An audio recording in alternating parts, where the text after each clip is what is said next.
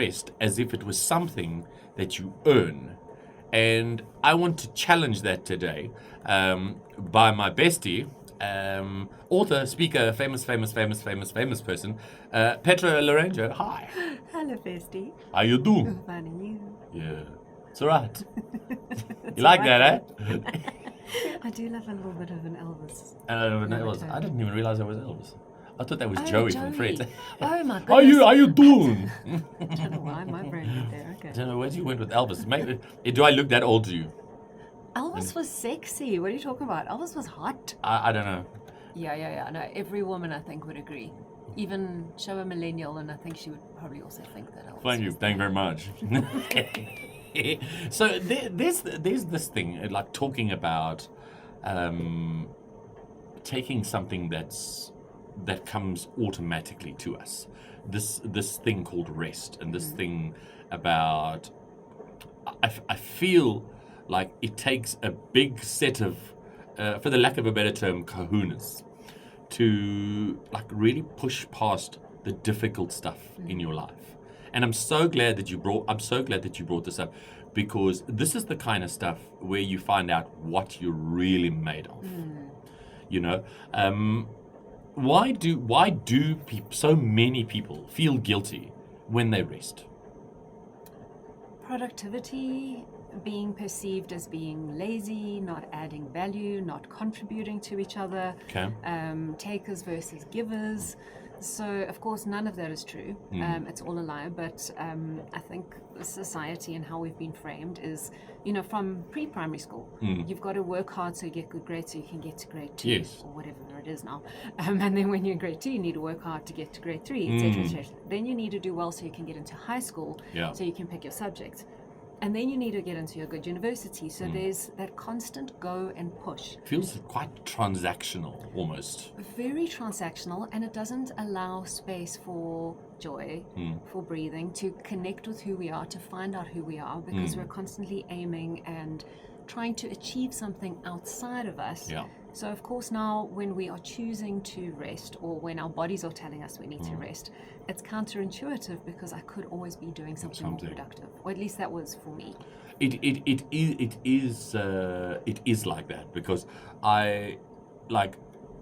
Jess always says to me, I'm going to go and have a nap. And Jess can go quite happily and nap for 2 hours. I've got some of my besties that do that. I am unable to. And I have this ridiculous day where I start my day at the gym, I have a workout, I spend some time by myself, just like I have a positive conversation with myself, and then I have to go DJ at a class at the gym, and then I've got a meeting, and then I'll come home and finish prep for the radio, come and do the show, go home, and in between 3:30 and 4:30, I've got to find that time where I've got to let the little elves in and repack the boxes so that things for the last 2 hours of my day make sense. Yeah. But that hour between 3:30 and 4:30 is so riddled with guilt. It's not even funny. It's like you could be doing something else. You could be doing tomorrow's scripts. You could be doing something. And I mean, like, where does it come from? Because I'm like, wasn't just invented. It must have been around for a long time. Where does that guilt and rest and all that stuff, where does that come from? That's a really good question. I mean, I'll just speak for myself, because I actually don't know the background story. If there is something, there must be. But for myself, my parents came from Angola when the war started in 75, and they moved through Namibia. I was born in Namibia, and then to South Africa. And for them, speaking English was a foreign language to them. Yes. They'd done a little bit at school, but not enough to have conversations. So when we came here, my dad was hard work, my mom and dad, but Yes. mom was looking after me. I was a baby, dad was working, and I grew up watching them. So I think we learn patterns and behaviors from those that are around us, Yes. without them even saying anything. But then it's a mishmash of learned behavior and adopted behavior and who Yes. we are. So I think I had a natural propensity to want to do well. Yes. And it was also ingrained in me. So it was constantly aiming for better. And a lot of the times our parents have the best in mind for us. They want us to do well. Yes. So what else can you do to add to your marks? Or what else can you do to set yourself up for success. So I think a lot of the time people come from a space of meaning well, Yes. but And what it's doing doesn't happen- more harm than good. Absolutely. Look, and it's two sides, right? It's gotten me where I am from being that and doing Yeah. that constantly. But the flip side is where burnout has come in, or where I haven't experienced joy in my life anymore, is because I haven't made space for it. And exactly as you said, I was guilty. So I always had laptops, with me on holiday, constantly. Even Christmas holidays, Easter holidays, Yeah. I couldn't leave home without my laptop. Phone wasn't good enough because what if I needed What if? more? Yeah. So it's taken me many years. I mean, I am however old I am right now, and it's taken me a few 21. decades. And it's taken me almost double 21. Well, definitely double 21 to learn. I really set you up there. You did. Now my mind's like panicking and backtracking. Trying to do maths at the same time. Grateful. Oh my word. So it's taken me a very long time, and I've had to be really conscious and intentional about realizing that the constant going and the constant creating, as much as it has enabled me to be where I am in my life, it's not the type of life I really wanted. And the big part of that is because I didn't feel ease. I was constantly anxious. I was constantly stressed. Know that My too body well. was tired all the time, because if I was tired, you haven't, let's say, trained today, or you haven't done X, Y, and Z, let's do that. Let's quickly squeeze it in. Where now, it's really taken me a long time. And it kind of came after the separation, like really traumatic separation, to realize that I hadn't felt joy in decades. And that's what I was so desperately after. So it took something really traumatic to happen for me to wake up and think, P, do you want to continue your life as it is? Or is now the time to change things? And consciously change things. And I can actually now lie in the sun when the sun is around, because I'm a little bit of a lizard. I can lie in the sun, and at first it was podcasts. I had to be listening to a podcast, and I'd have my notebook. Got you. Because I had to be making notes. Now I can actually catch myself doing it, turn everything off, and just lie there and be present. But it's taken so much discomfort, because it's the self-judgment of, P, you aren't going to get what you want, because the only way you get what you want is to work hard and not rest. And there's a time and place for everything. Sometimes it's the time to go, but if you're going all the time without taking your foot off the brake, just like driving you're gonna have an accident. any car, you can't be driving in fifth gear No. all the time. Like when you park the car, it kind of, you need to disengage. And we need to allow ourselves to disengage. I heard a very interesting quote from a podcast I heard quite a long time ago, and it was a DJ from the UK. His name is James Hype. So James Hype, they said, "What is balance?" He said, "Balance is for those who hate their jobs." I'm like, interesting. Balance is for those who hate their jobs. I completely disagree with me too. Me too. I mean, it's like, and just out of interest, like, how early, like, I'm not doing the whole psychology thing of going back years and years and years, but like, how early does that conditioning start? Like, to like get that positive mindset, like, if I don't do well, I'm not gonna do well. Like, is that a children thing? Is that just how you are, like, growing up? Like your early 20s, late adolescence, early teens. Like, what is that? Like, it feels strange to call it a condition, but it is conditioning. It is conditioning, it's patterning, it's conditioning, absolutely. I think it depends on environment largely. So whether it's environment from the people that influence us or the space. So for example, Johannesburg versus Cape Town. The joke is that everyone in Cape Town is a lot more relaxed and chilled. Hey, man. Exactly. Hey, where's the mountain? Hey. And go to Knysna, even more so. To find elephants. Yeah. Hug a tree, hug an elephant, happy days. Can I tell you a little secret? Yes. I've seen those elephants. The Knysna elephants. The ones that you're not supposed to have seen. Oh. I have seen them. Oh, really? Oh, we need to go on an adventure. And it was purely by accident. Oh, you're so lucky. Corner of my eye, something moved. I turned. and they had gone already. Oh, wow. Oh, goosebumps. They're like That's they're, magical. like they say they're called. I think they call them the white elephants. Yes, I think so. They're Yeah. actually like chalk white, like that, like almost grey. Yeah, Wow. and it's a whole family. It's a whole family. There's probably, I think in the one little herd, I think there's about 8 of them. Oh, I love them. I did a painting for one of my besties whose spirit animal is an elephant. Okay.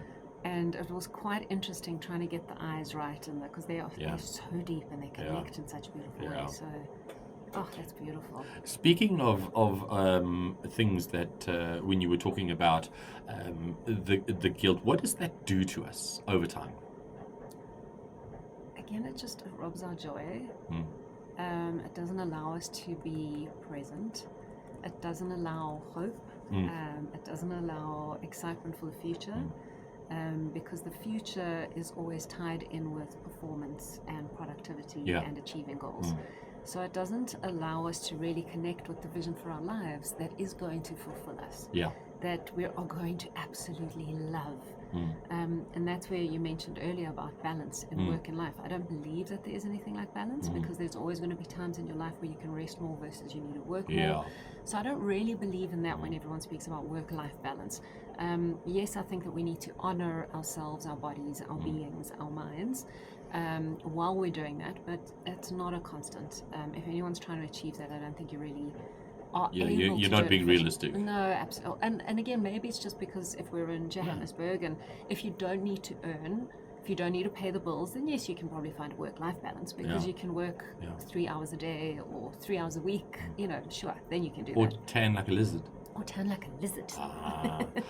I have been in the entertainment industry a little over 30 years, and when I started working when I started the full-time position at Gold's Gym as their technical manager, you realize that, and Jess said to me when we were on holiday and when we went to St. Francis for holiday, where her dad is, and I said, I'm really tired because people used to phone me every day. People would phone, it's always about something. Couldn't find this, couldn't find that, and everything's got a sticker. Like in my life, everything has a sticker, everything has a home, everything has a place.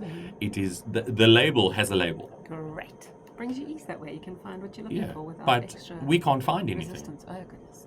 So Jess said something to me, and she said, you know what? This is the job you asked for. You signed up. If you're not okay with people phoning you, technical is your job. This is what they need. They need you to tell them what to do, how to fix it. You're on a video call every second day. Not wrong. Where's the balance in that? Can't really have a full-blown holiday and put my phone in my bag for 3 weeks and walk away. Because people depend on you. Look, and I believe that as well. I mean, with my charity, Just One Thing 365, I've been able to support over 40 beneficiaries since 2014. And at one point, Paul, every single one of them had my number, and I would get calls at 10:30 at night on Sundays and for emergencies, because I was the go-to. I could fix things. Yes. And I did that for years until I did have burnout multiple times because of it. And it came to a point Goosebumps.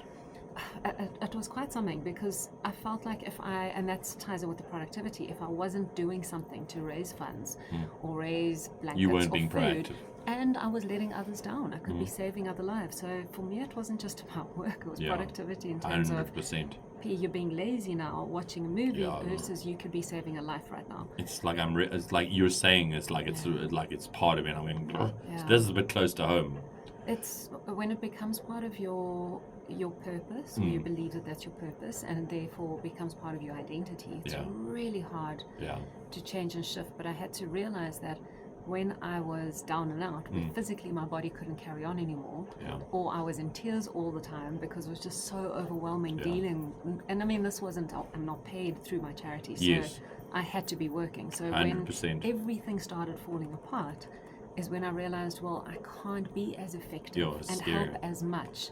So I do need to look after myself and honoring. So maybe that's where we can reframe. It's not 100%. being lazy or relaxing. It's looking at Honoring yourself. honoring ourselves. When we come back, we're going to talk about rest and avoidance and how or when does your body tell you that you need rest? But I always said, when I win an award one day, I have a song that I want to walk onto the stage. Yeah. Like, I want this to be my song. So I'm going to play that song for you, and then you're going to tell, Okay. and then you're going to tell me what you think. Okay, great. Okay. When we And come, go. go. No. No, I'm you. saying, and play. Oh, and press play. Yes, press play. There we go.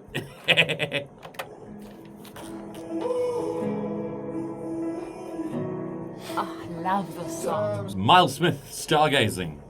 What do you think? Paul, that is It's the the one, song eh? that you're walking That's onto the to receive your award. that's the one. It's goosebumps. It's amazing. I'm hoping that Yes. somebody will be listening to get me a nomination for the radio awards. Well, if they didn't, I'm listening. Everyone's listening.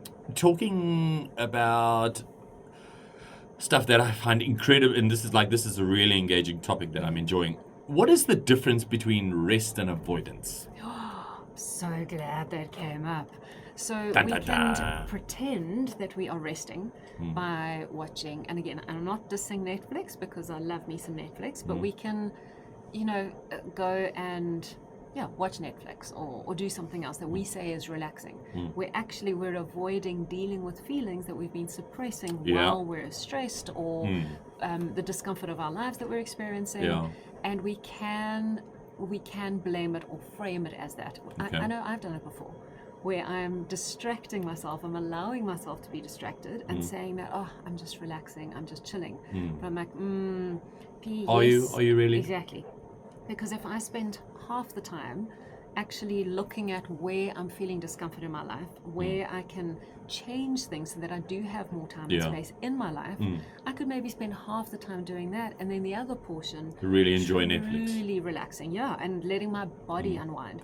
But I think the distraction part comes in is when your body isn't actually unwinding, when you're still holding onto the stress and tension, and you're just adding something. That's it. Where your mind's maybe switching off a bit, but subconsciously it's still going because your body's still activated. Yeah. How do you know when your body actually needs rest? Well, she always whispers, right? She or he always tells Or they us them. or they them. I was waiting for that. they always tell us when something is wrong, but we've become so accustomed to ignoring it. And this is again from a young age. Something goes wrong, it's like, oh, just toughen up, keep going, or oh, it's just a scratch, it's nothing. Yeah. So from a young age, we're already told to avoid looking at any kind of discomfort and push through the discomfort. And it's been the biggest harm to us because pushing past discomfort constantly is where we turn off our intuition, where we stop trusting ourselves, where we stop the connection with our bodies. I mean, this is why we are so disconnected from our bodies, why illness and sickness happens so, and I'm using air quotes, quickly, where actually it's been a build-up for a long time. But because we haven't been listening to our bodies, it's not just a once-off headache, but it's a chronic headache. It's constantly feeling depleted. It's being edgy and stressed and anxious and snippy with others. It's feeling maybe emotional or teary. It's when you drive or walk, you're walking fast, you're driving fast, you're eating really quickly. So it's all of those things that aren't actually normal. We've normalized them, yes, but they're not actually what serves our bodies, our minds, our beings in a way that actually allows us to really show up fully.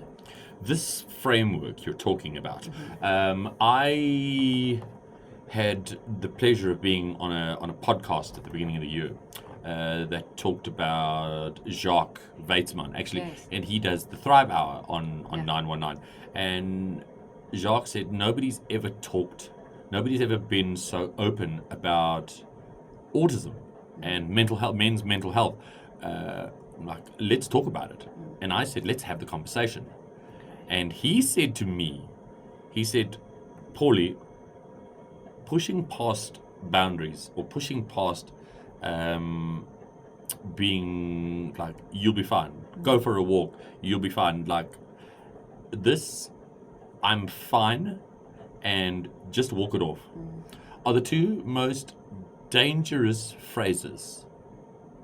And this is what from a men's mental health perspective, this is what's killing us. is the fact that we are told, go for a walk, Yeah. you'll be fine. Yeah, it's disregarding what you're feeling and what you need to express. Yeah. And it's making you suppress all those emotions, which inevitably is why when men explode, it's a lot more aggressive. Yeah. Women implode, men explode, and it is because you're not given that space to. So that was I was visioning myself popping like a balloon. Well, if we're not careful, your energetic body does. How does real rest look like for someone burnt out? Well, it's not going to be a long weekend. It's not going to be a No, holiday. it's not. Booking.com cannot fix this. No, it can't, which is why so But it many will try, times- though. Well, but think of how many times we have quick long weekends or holidays and we come back even more exhausted or our bodies crash on holiday. Yeah. We talked about this in We December. did talk about it. And this is why, Paul, the biggest change for me has been somatic work. It's, we can't outthink our way out of stress. Yeah. You can't, what is it Einstein that says you cannot change your circumstance using the same mind that created it. I mean, that's paraphrased really loosely. But that's where, we can't just rely on talk therapy. Yeah. If our bodies are dysregulated and in a heightened state of stress, look for a somatic technique that works for you. I've tried so many and I've found some that really, really, really supports me the most. Like when I was going through the separation, for example, I was in complete fight or flight. I was in complete shock. And I still needed to show up because it was August, which is Women's Month, the busiest month for me. I was booked the next week with 2 talks for 300 women each, or 2 or 3 talks, and then it just continued. So I couldn't afford to break down, and my body needed to keep going because I was creating different talks, different workshops. And the only thing that happened, that helped me really, were the somatic tools that I was using, that I learned for myself, and that other people were doing for me, so other facilitators. Got you. So I think that's truly the only way. Yeah. Yes, go speak to someone, a coach, a life alignment coach, a psychologist, a therapist, whatever that looks like, and help your body release that stress. Got you. Just one thing. My favorite part. I love this. What is the one small thing someone can do today to give themselves permission to rest? Such a great question. Ta-da! Ta-da! It's like me jumping out of a cake or Great something. ones. I love that. I know. We worked hard. Ah, man, how do we give ourselves permission to rest? I think it's acknowledging everywhere where we don't first. I always speak about awareness is the first step. So maybe it's acknowledge if you really have allowed yourself to rest, or if not, or if it's disguised as rest, but it's actually performance, or filling the gap, or distracting yourself, which is then definitely not rest. So first look at where am I not allowing myself to rest, and then what is one small way that I can allow myself without judgment, but the freedom to rest. So maybe that's a 5-minute non-sleep deep rest session. I don't know if you've heard of NSDR. Yes. Power nap. That's a power nap.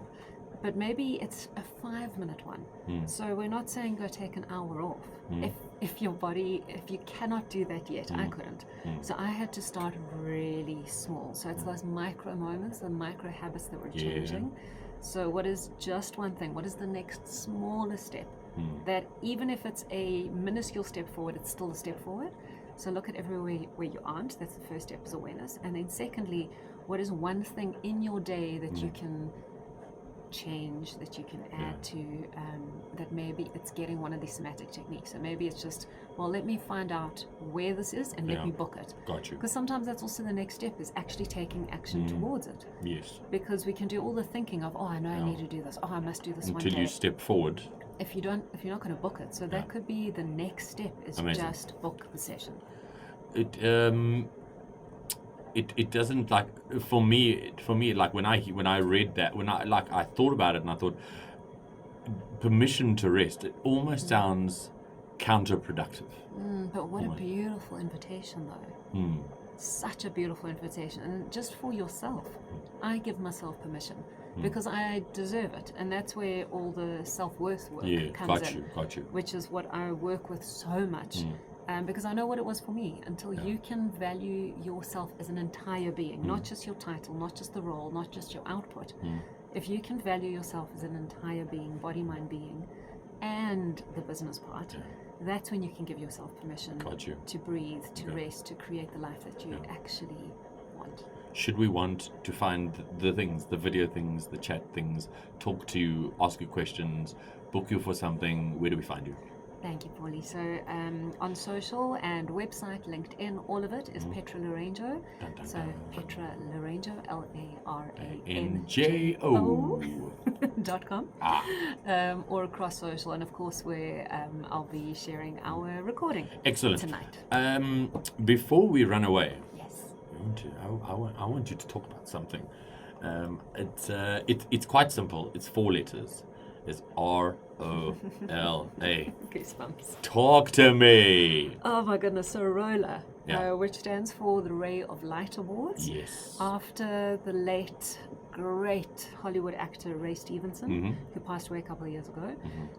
Ray wrote the foreword for my book. Yes, I remember that. Contributed a chapter, and we became friends over the years. Got you. And I met his beautiful wife Elizabeth and their kids. And this was back in 2014. Got you. And when Ray passed away, they had a memorial service for him, and all his friends went through to Ibiza. That's where they lived, Ibiza. Ibiza. And they had this beautiful memorial service, and they started saying, we should do this every year for Ray in his honor. And Petra was saying, she knows how much he would hate all the attention, so let's do something that makes a difference, or so it has meaning.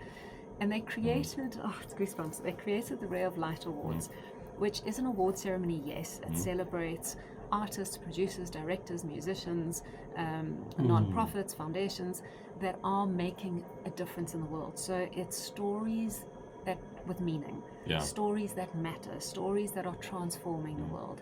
So I have been invited to speak on one of the panels. Yay! Oh, good job. Excellent. Amazing. Yay! Thank you. It's a excited. pinch me moment. It's an absolute pinch me moment. I'm going to be on the panel with the founders of the Moleskin Foundation. There's so many others. I'll share the link on my social media and on the YouTube tonight. But it's such an incredible honor. So it's a week-long festival now. It was a 3-day festival last year. It's grown to a week. They've had 500 applications for the short films and the movies and the but it's from morning to night. Brilliant. And Brilliant. Just around. Congratulations. Yay. Well done. Thank you. Couldn't think of anybody who deserves it more. Oh, thank you, Paul. So grateful. Yeah, it's right? going to be sharing. The specific panel I'm going to be on is for youth and AI, which I never thought would be something that would align. But it turns out it really aligned well, because speaking about how when youth specifically, or anyone, knows who they are, when they are connected with their identity, their worth, their impact or potential for impact in the world, how they can make a bigger impact and show up in the world in a different way. Brilliant. If you want to find Petra, it's Petra Laranjo, LARANJO.com. Friend, thank you. Thank you so much. I appreciate you.